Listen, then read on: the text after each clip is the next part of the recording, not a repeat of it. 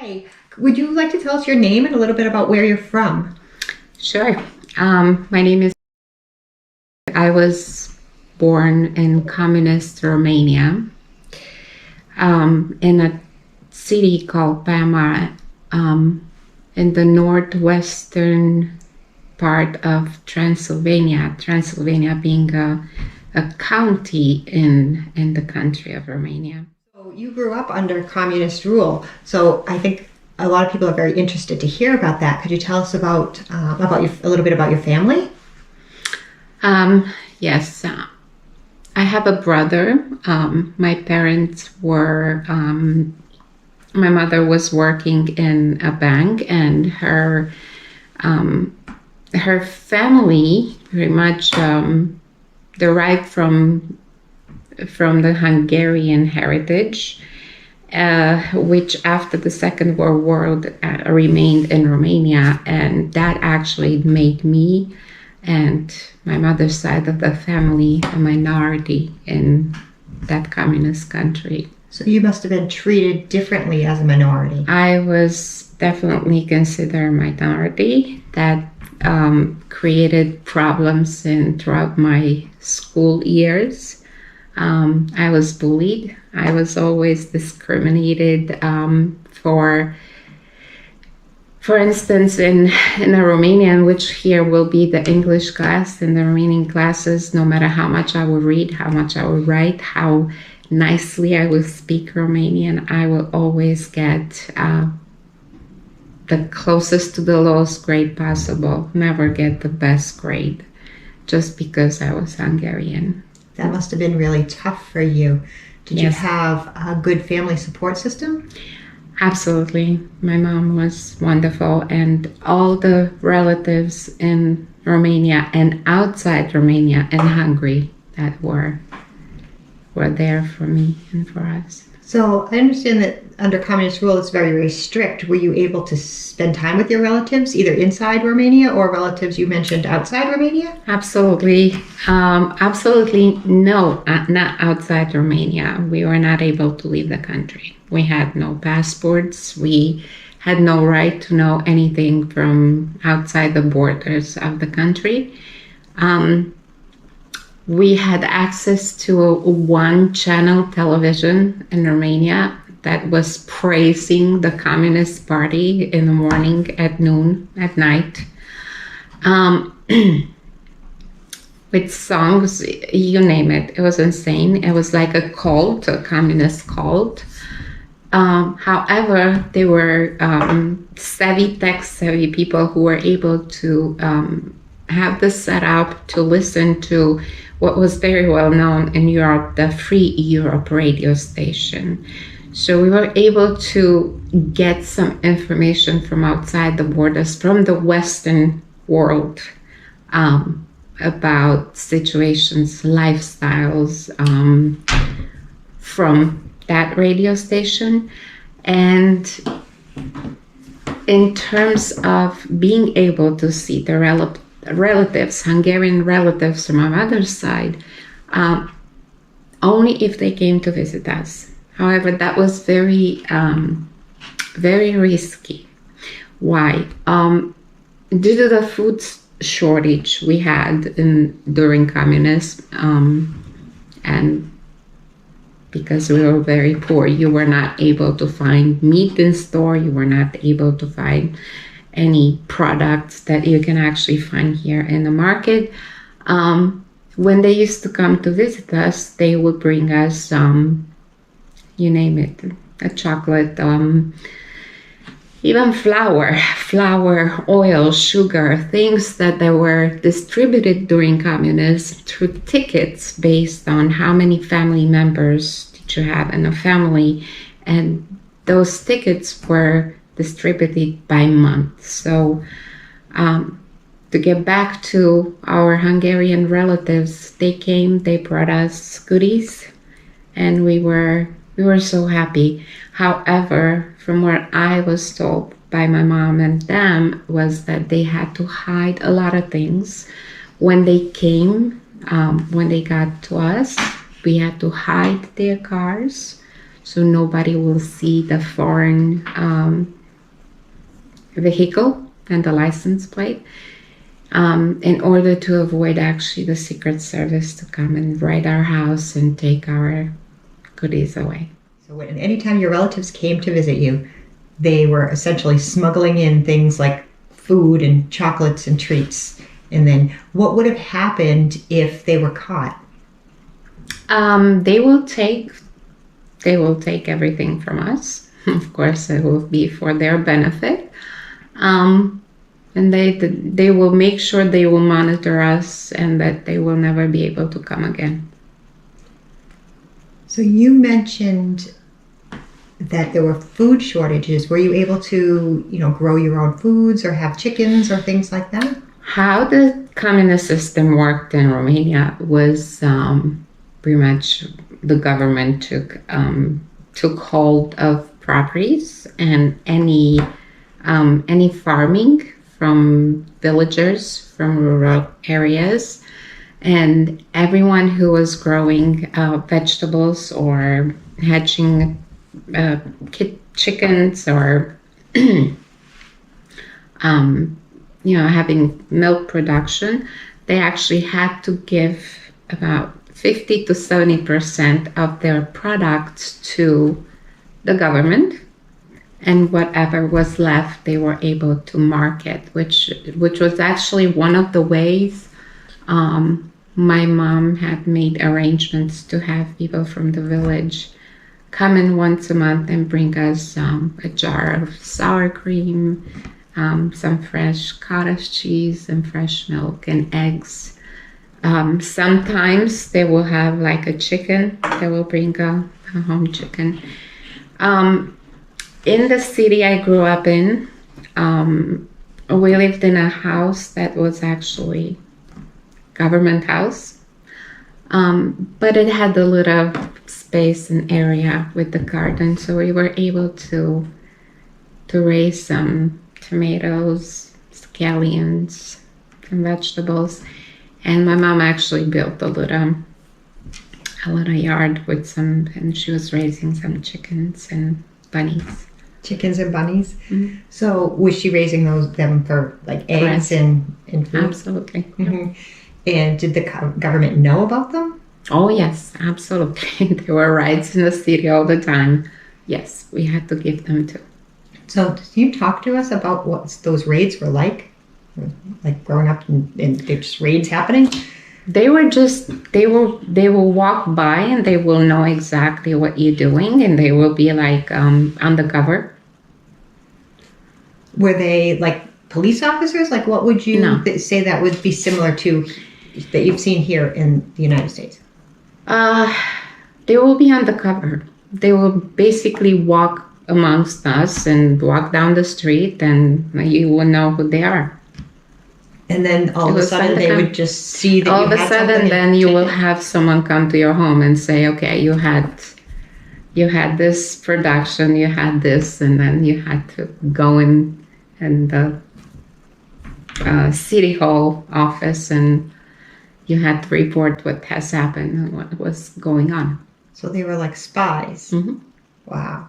So can you tell us a little bit more about like food shortage? How long did this last? Was that just always? For as long as I know. This is what I was born into. I've never seen a supermarket that had the shelves stuffed with anything that you will find in today's day here in the United States, or for that matter, maybe in any other Western country. The shelves were pretty much empty. Mm-hmm. The way food was distributed in the city was based on, whatever quantity they had to distribute to the population. Mom, for instance, working at a bank, just heard the rumors that a truck will come to that store and they will bring chicken legs. So they will leave their desk, they will go and stay in line, and humongous lines to get a bag of chicken legs so she can make us some chicken soup.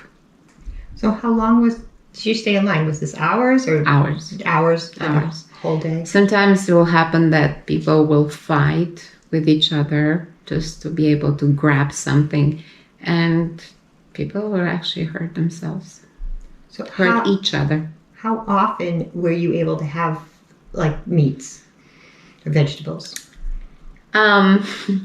To have a good piece of, I would say, steak or like a stew, that will be such a celebration in our family. It will be a holiday meal. Once, maybe a week. Once a week. Very tough. So what was your common meals the rest of the time? Breads, quiches, stuffed peppers with mushrooms. We will go in the woods and pick up mushrooms, stuffed cabbages, even nettle soup, which is very healthy. If you know what the nettle is, no?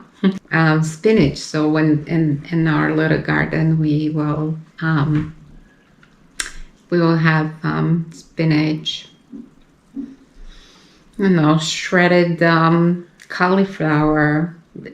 So our parents had to use their imagination and make something out of nothing.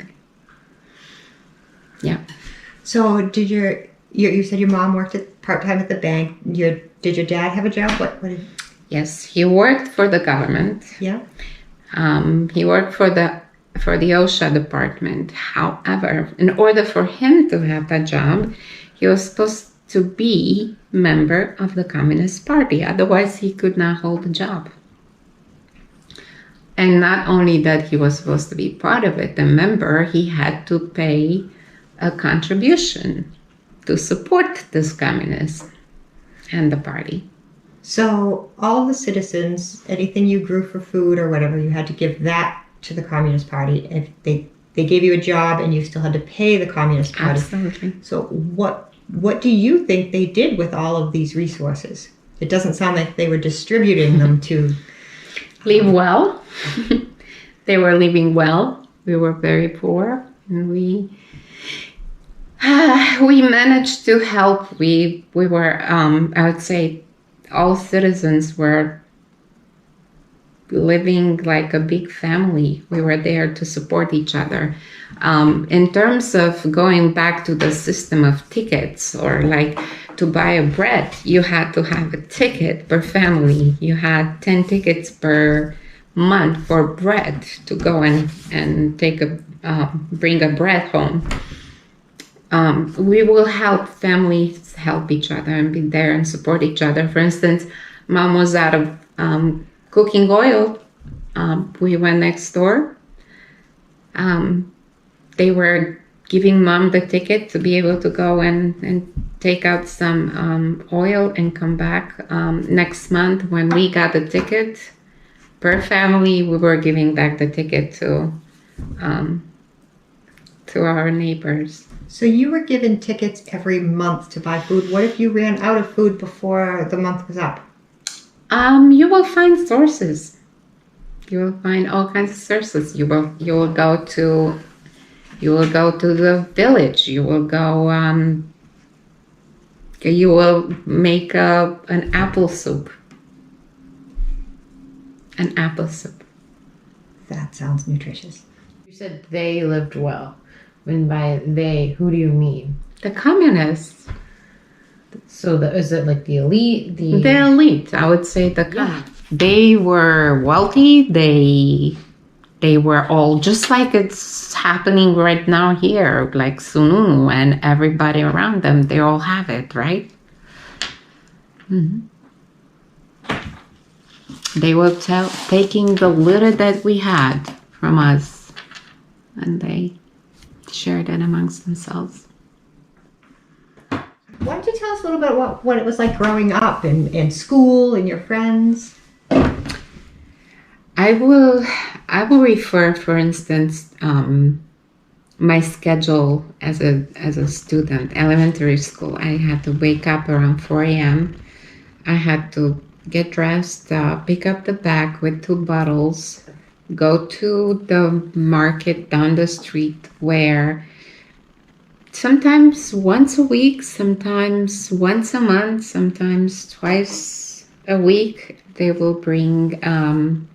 deliver some milk, some butter, and I will take myself, go down, stay in line until 6, 7 a.m. when my mom actually came and took over and released me to go to school. And so then she stayed in line for the rest Yeah, of the she day? stayed in line until the truck will come. Sometimes it wouldn't. So people were just waiting. There was just the assumption that maybe. So after, when you went to school, what was the school day like? Wonderful. You had to be dressed in a uniform. Everybody had to be in a linear uniform. Your hair up, hair bent if you were a girl in elementary school. Then when you went to high school, you had a different kind of uniform. You had to be a pioneer wearing the flag, like a little scarf with the flag on it. And you involuntarily, you were already part of the youth of the Communist Party without any of your consent or wanting or wishing. And we were dragged to like shows or like it was called the national festival. And oh my God, that festival actually entitled, I was singing, I studied piano in school and I was singing, but that festival was all dedicated to the president and to the communist country. All songs, all poems, all we had to do is basically praise them. And we traveled on buses, children, like think about 3rd, 4th grade. We stayed over and then we had to go on the podium and sing in choir or solo to praise the Communist Party. So you stayed overnight there? Yes, we did stay overnight. Were your parents or people go with you? The teacher and the music. The teacher went with you? Mm-hmm. A lot of the time spent in school was dedicated to shape us as the children of the communist system. So what does that mean to be a child of We the were the communist children and he was the father, the dictator. And actually to go further into, when I was 18, to go further to the winter of 89 when the turning point happened, when in a city called Timișoara, a priest actually raised up the people to start protesting. For the first time in a very long time, it all started from there. And then it spread throughout the country. In my city, we went out and winters were harsh there. As I explained, we were on the border with Hungary and Russia. So winters are very harsh. We went that winter out to the city hall and we protested. The army, the police, the secret service was out and people got shot. And one of my biology teacher's son was shot in front of us. And many, many others died that winter. The whole revolution was for the purpose to actually bring down the communist system and the Communist Party. However, we had no knowledge then that actually that was a coup.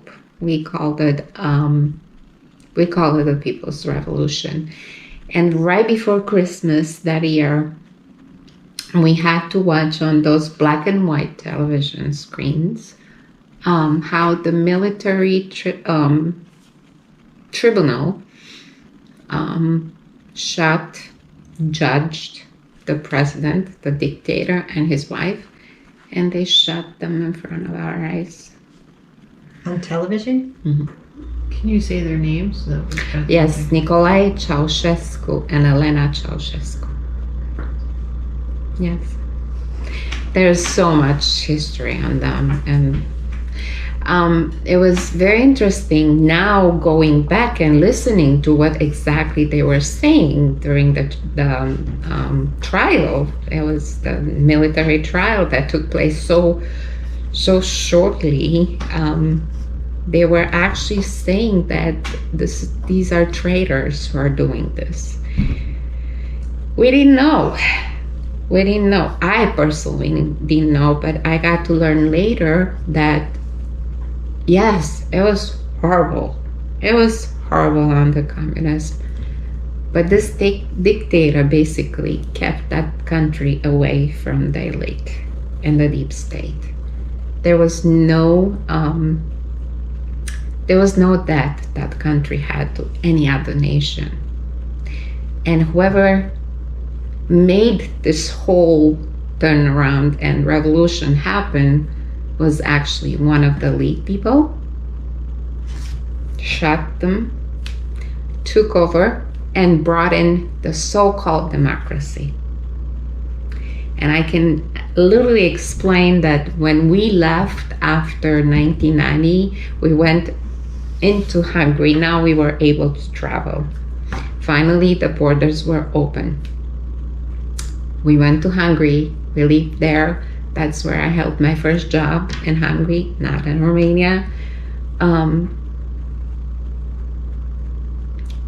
I always, and I've heard, and going back and forth basically, because we were able to, I always said, and I've heard, and I talked to my friends, and basically they said that the first 10 years after that 1990 revolution was actually even more awful than under communists, under the newly established democracy. So it was no longer under communism. It was under no longer democracy, but communist. It was worse. No, but it was, they called it democracy, but it was, I have to find the right way to explain this. It was a communist democracy. It only had the umbrella name of democracy, but it was still communist. It was still the communist people running the show, just trying to bring in here and there, giving people a little bit more freedom and food and trade, economic trade, I would say, to the point that this day the country is entirely sold out to the European Union and to the world and to UN and to, you call it, it's completely sold out. So what do you see happening here in the United States that is similar to some of the experience you had living under communism? To identify with the experience of having relatives from Hungary to come over and visit us, the freedom of speech, we could not talk about, we cannot say that we're going to have, or we cannot even share the joy with friends that we're having Hungarians come over. Freedom of speech. The control. I am actually seeing that step by step and inch by inch, this so-called democratic, which is not anymore, it's not a democratic party, is going to pretty much take over individuals' properties, homes. Like I said, I'm trying to find comparison with what I went through under communists and what is taking shape right now here in the United States. But I have to be very honest that communist, it is, in my point of view, a little child compared to this monster that is building up right now, because I see more ingredients other than just communism and such. Socialist, communist, the wonderful blend there that I had, but I'm seeing here fascism, Nazi, and technocracy. It's all of it. It's gonna be, I have no words for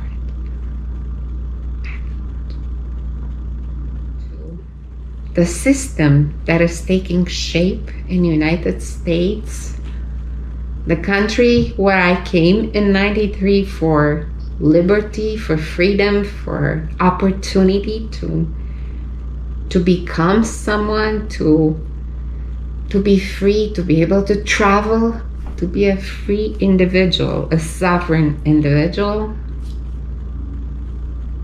It doesn't look good. It doesn't look good. And